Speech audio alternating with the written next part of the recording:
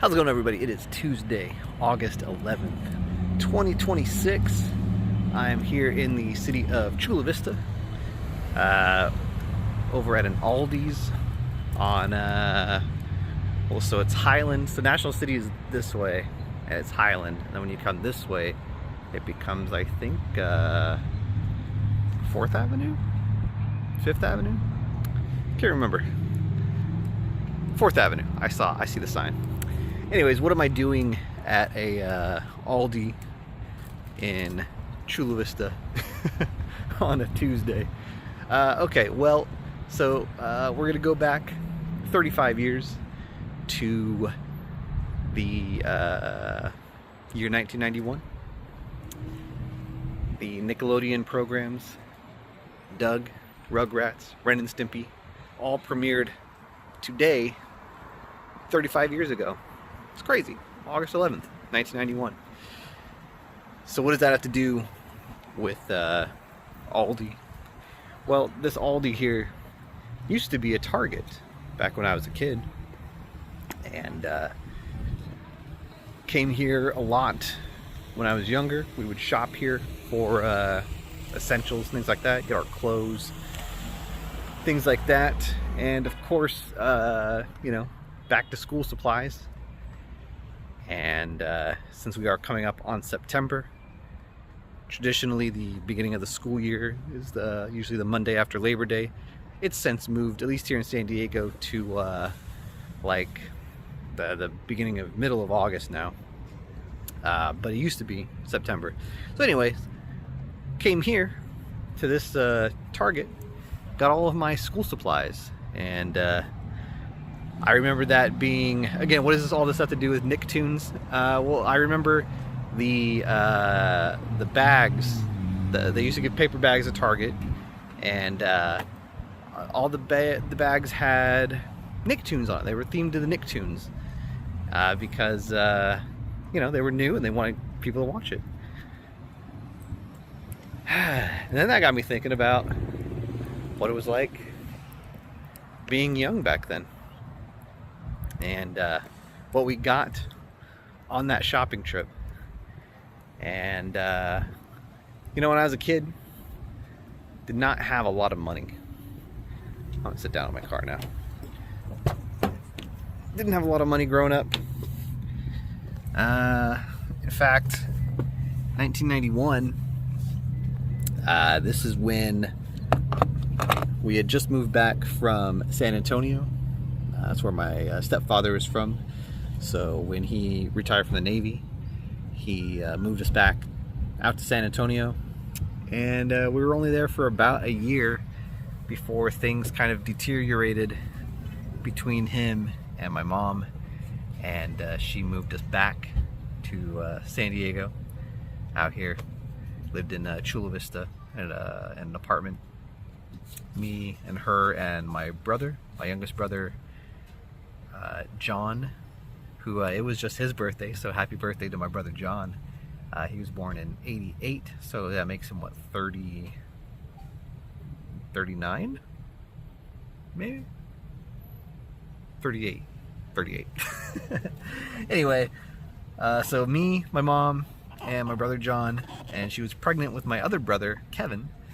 He would not be born for another couple months, November. But anyway, we came here to this Target to do some back to school shopping. I assume probably the first weekend, either the first weekend of August or the first weekend of September, because you know, when you're on welfare, as we were, you get paid at the beginning of the month.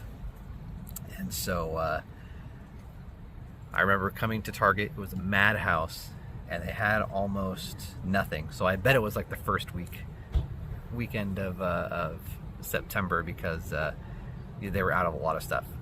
But not only were they out of stuff, we couldn't really afford the good stuff. So I remember getting paper, and it was all recycled paper. They had it's like recycling was still fairly new in the early 90s. Like, you know, I don't know the history of recycling. I can't tell you all about that, but it was still fairly new, like to us. Like I didn't recycle until like the 90s, and recycled products and all that were not really big, right? At least they weren't like promoted or anything like that. And so when they had recycled paper, like for whatever reason they like didn't have the formula correct or whatever. Like it wasn't where it is now. Like I'm sure recycled paper now is not a big, that, you know, it's just like normal paper.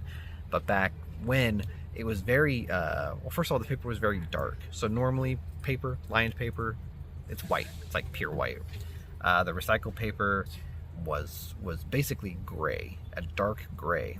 So when you tried to write on it, you like couldn't see anything. And I remember we had to get inexpensive pencils as well, and they did not write very well on this recycled paper. So we ended up getting all this recycled lined paper, you know, single sheet paper, and notebooks, and these really bad pencils, and that's kind of what I had for 5th grade, and it just did not work. And eventually, obviously, we got, you know, better paper and stuff, but that just reminded me of that whole thing, that whole just how frustrating it felt as a kid to like not have a ton of money. I don't know why I was so preoccupied with being poor, or like considered poor, or anything like that, but I just was. You know, the thing is though, like I was never unhappy as a kid or anything like that. Like I never felt like I wasn't, you know, loved or taken care of. But I must have been going through something, because I do remember at one point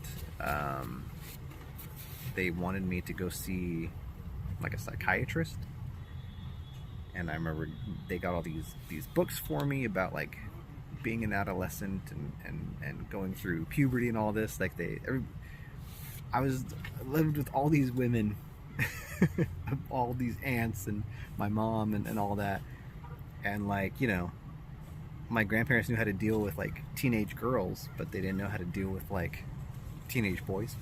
So like, I don't know if they just didn't know how to like deal with like boy hormones or anything like that, like what I was going through. And looking back on it now, I don't even know what I was going through. Like, nothing ever felt odd. I think I was just always bugged that I didn't have a strong like father figure. Not that my stepfather didn't love me. I know he loved me a lot, and I know he still loves me quite a bit. And my biological father, you know, he loves me and cares for me, but you know, growing up, it was sometimes difficult, and I'm sure all of us as people probably know that our fathers are not the most men. We are not the most emotionally like grounded and like able to like give our families and loved ones what they need all the time. I won't say that I'm a perfect dad or anything like that. I'm certainly probably a little too harsh on my daughter at times, and that's a thing that I gotta work on. But yeah, like, for me, what was I going through? I think I was just I know I just said that I wasn't unhappy, that I was a happy kid, but I was sad about not having my dad around, my stepdad. And you know, my mom really did her best, and she's a great mom, and I love her deeply. And I know she was probably going through just as many struggles at the same time as I was. You know, I'm sure she was not happy to be on welfare or anything like that. Probably not happy to have to constantly struggle for money. Nobody wants to do that. So And she was a lot younger than I am. I think she was only, I don't think she was even 30 yet in 1991. I think my mom was still in her late 20s. So, yeah, man. I remember how much I struggled in my late 20s financially, and I didn't have 2 kids and a third on the way to deal with. Like, she went through a lot, man. And one of these days I should probably talk to her about it, see what she remembers, and get her thoughts and her feelings on life at that time. Anyway, this is today's vlog. Thanks for watching.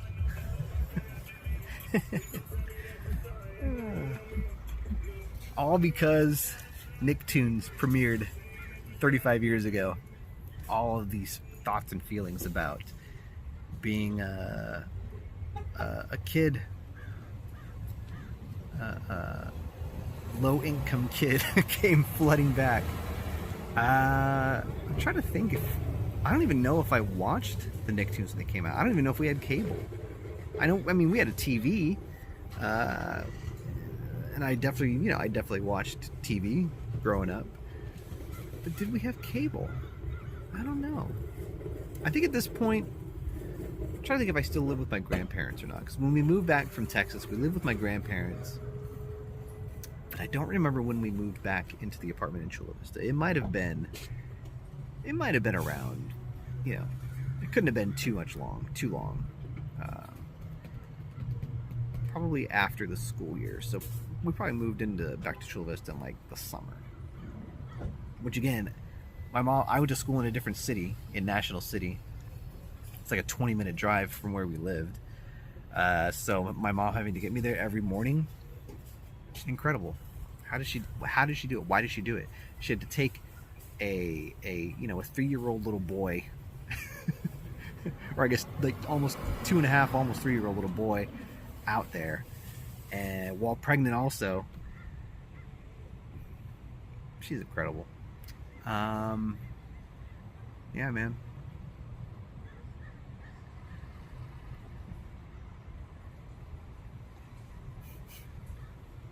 Your feelings are valid as a little kid, right? You're allowed to be upset by things that are happening in life and all that. But you also don't understand what adults are going through. So I know I was rough on my mom back then. Maybe that was part of the reason why they wanted me to go see a psychiatrist. It's just how kind of angry I was. I think it was I just said earlier that I was happy when I was a kid. Maybe I wasn't. Is this all just now? Am I just now understanding that I wasn't fully happy? But I was. I don't know. Kids are weird. One second you're losing it because of something, and then the next second you're happy because you're like eating French toast and watching Doug on Nickelodeon.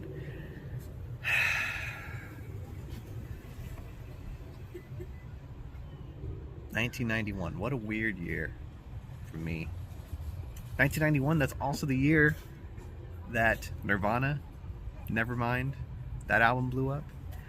Came out the same day as Red Hot Chili Peppers, Blood, Sugar, Sex Magic. That's weird to think about. Red Hot Chili Peppers' biggest album, Nirvana's biggest album, both out on the same day.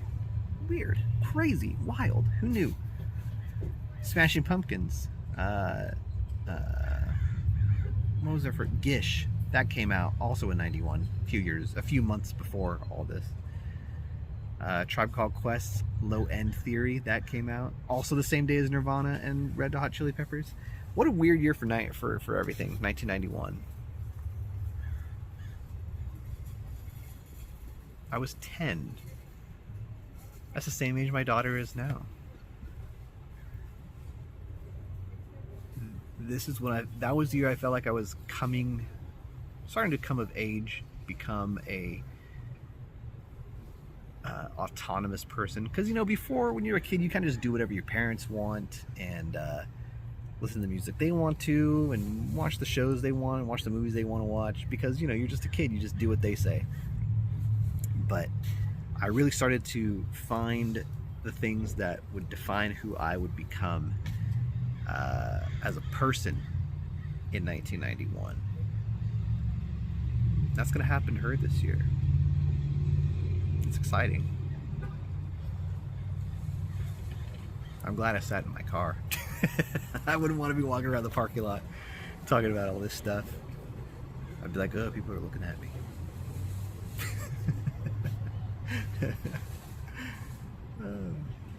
I had an odd childhood, an unconventional childhood.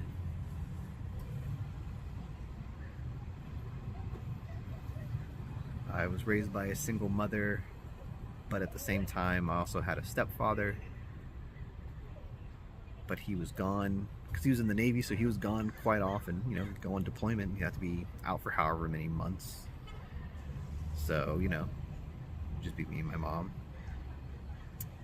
Then we moved to San Antonio, and we started to become somewhat normal. Like, you know, we lived in a house and had a, you know, dog and all that, and I played Little League, and you know, and then we moved back here.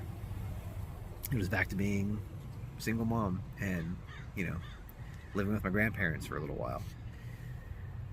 And then stepdad moved out. Teenage years were fairly normal. Again, lived in a house. No dog this time, but we had some cats. And then I graduated high school. I didn't go to college right away. I went to, just started working. And then eventually I would go to community college a couple years later. But well, after I graduated, my parents divorced. My mom and my stepdad. And then I was back living with my grandparents again. So it's just,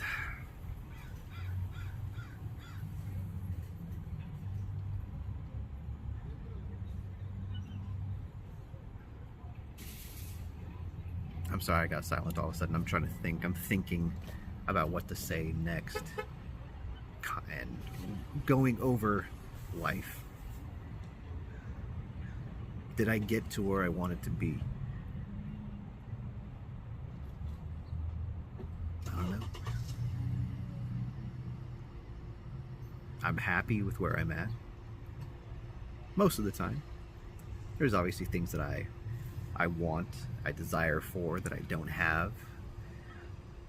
But I have more than enough money to take care of myself and Enid and Kelly. I work from home. That's a really cool perk. I can just basically, you know, put Netflix on one screen and have my, you know, code in front of me on another screen and type away while, you know, some dumb horror movies playing in the background. I get to go to Disneyland whenever I want. That's pretty cool. Can you imagine me telling that kid in 1991, hey, one day you're gonna have a pass that lets you go to Disneyland any day you want. And also SeaWorld. I have a SeaWorld pass. I can go to SeaWorld anytime I want. That kid would be like, you must be the richest dude in the world. Like, no, I'm not. I'm just a middle-aged, middle-class guy. Sounds pretty good, I guess. I got a nice car. Yeah. Things are okay. What am I getting all sorry about myself for? Things are good. I got this vlog. I'm talking to you guys for quite a while now. I don't know. It is good. It's good to be able to reminisce, even. That means I lived. It means I experienced, and I came out the other side, and I can, you know, I can be happy about that. Well, it is still bargain week, according to the National Day calendar, and we are near a Walmart, so let's just go over there. We'll check out their clearance aisle, see if they got anything interesting. What do you say, huh? Well, I haven't seen like a aisle of clearance stuff yet. I've just seen these end caps. Well, Harley Quinn is on clearance, but Supergirl's not. I got a bunch of soccer balls on clearance. Only $6. I assume for the World Cup, but I didn't see any Germany. We got Italy, there's England and France, and the USA obviously, but no Germany. Bummer. Apparently it is Germany's favorite marshmallow hero game, and it's only $4.50. So I think we found a great bargain here. Alright, so our bargain hunting today, we got a couple of games. First is Super Mallows. This is some kind of a card collecting game.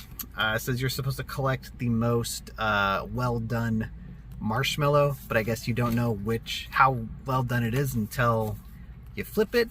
I don't know. I'm gonna have to look up the instructions, but it claims to be Germany's #1 or Germany's favorite marshmallow hero game, which probably means nothing. It's just marketing fluff. And then I also got a copy of Azul, which is a very cool tile laying game. I've always heard a lot of good things about it. I believe the Dice Tower guys swear by this one. It's one of the the top board games when they talk about hot games and whatnot. So yeah, this was $18.50, which was like 40% off. Not bad, not bad. $18.50 for a board game. These things are usually damn near $100. So very cool to have Azul as a board game in my collection. Once again, folks, this was today's daily vlog. Thank you so much for watching. I hope you had a good time listening to me wax poetic about my childhood. And again, the Walmart, it's not like the other Walmart that I went to near my house where they have like a whole aisle of clearance stuff. Like here, the clearance stuff is just all kind of like peppered in with the department that it was for. So like they had some video games on clearance and then some other things, some toys on clearance, but none of them really caught my eye. And in fact, most of the clearance toys were gone, probably bought up by other weirdos in their 40s who collect or resell or whatever. Anyway, I'm getting too in the weeds here. I gotta get out of here. I gotta go home. I'm hungry. I might even get something to eat on the way home. We'll see. I don't know. But I am going to have another vlog tomorrow. We will do one of these every single day. This is a daily vlog channel, so come back tomorrow, see what other kind of shenanigans I get up to. I'll see you next time, everybody. Goodbye.